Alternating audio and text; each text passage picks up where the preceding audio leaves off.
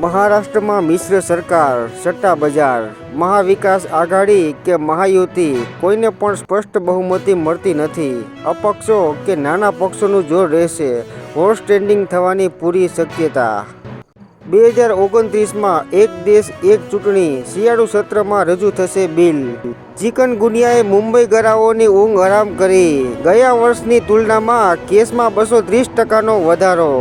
હવે તો હદ થઈ. મુંબઈના સિદ્ધિવિનાયક મંદિર પર વકફ બોર્ડનો દાવો.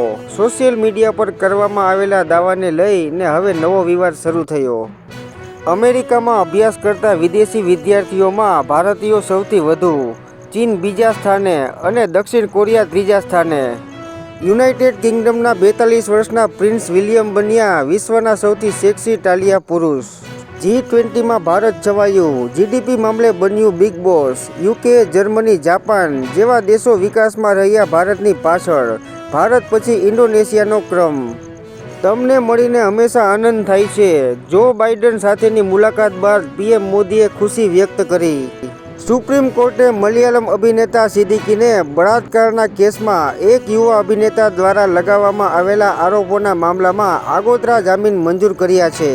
2025 માટેના 30 બેસ્ટ ટ્રાવેલ ડેસ્ટિનેશનમાં ભારતના એકમાત્ર પોંડિચેરીનો સમાવેશ.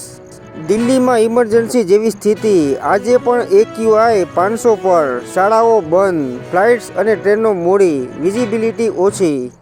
VRS અથવા ટ્રાન્સફર. તિરુપતિ મંદિરમાં બિન હિન્દુ કર્મચારીઓને સૂચના.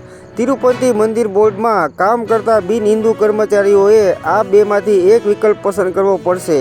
કર્ણાટકના પશ્ચિમ ઘાટ વિસ્તારમાં નક્સલ વિરોધી દળ સાથેની અથડામણમાં નક્સલી નેતા વિક્રમ ગૌડા માર્યા ગયા. વિગતવાર માહિતીની રાહ જોવાઈ રહી છે. હેબરી પોલીસે ગૌડાના મોતના સમાચાર આપ્યા. ગુજરાનવાલામાં આયોજિત કાર્યક્રમનો વિડીયો સોશિયલ મીડિયા પર પણ વાયરલ. માનો યા ના માનો, ભિખારીએ 20,000 લોકોને આપી દાવત ને ખર્ચ્યા 1.25 કરોડ રૂપિયા. આંધ્રપ્રદેશમાં મહિલા શિક્ષકની હેવાનિયત. શાળામાં લેટ આવેલી 18 વિદ્યાર્થિનીઓના વાળ કાપી નાખ્યા અને આખો દિવસ તડકામાં ઊભા રાખ્યા. અગ્નિકાંડ કેસમાં આસિસ્ટન્ટ ટાઉન પ્લાનર જયદીપ ચૌધરીની જામીન અરજી રદ. સેશન કોર્ટનો ચુકાદો. ચેમ્પિયન્સ ટ્રોફી તો પાકિસ્તાનમાં જ રમાશે. ભારતને વાંધો હોય તો અમારી સાથે વાત કરે. મોહસિન નકવી. છત્તીસગઢમાં વકફ બોર્ડની પરવાનગી બાદ જ વાંચી શકાશે જુમ્મે કા ખુતબા. ધાર્મિક ઉપદેશ ફેસલા સામે ઓવૈસીનો વિરોધ.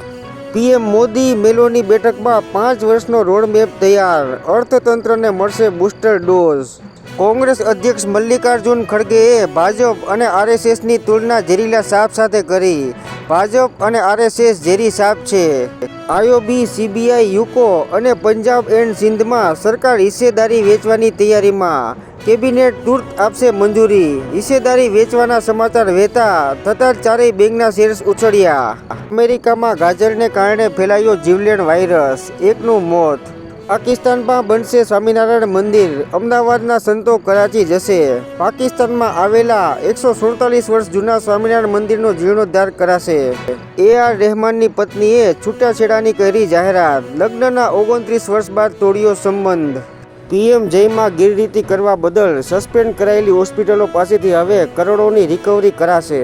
ઇતિહાસમાં પ્રથમ વખત એક જ દિવસમાં 5 લાખ લોકોએ હવાઈ મુસાફરી કરી. ગુજરાતમાં રવિ વાવેતરનો ધમધમાટ. સપ્તાહમાં 4.60 લાખ હેક્ટરમાં વાવણી. હોંગકોંગમાં લોકશાહી સમર્થક 45 સમર્થકોને જેલની સજા.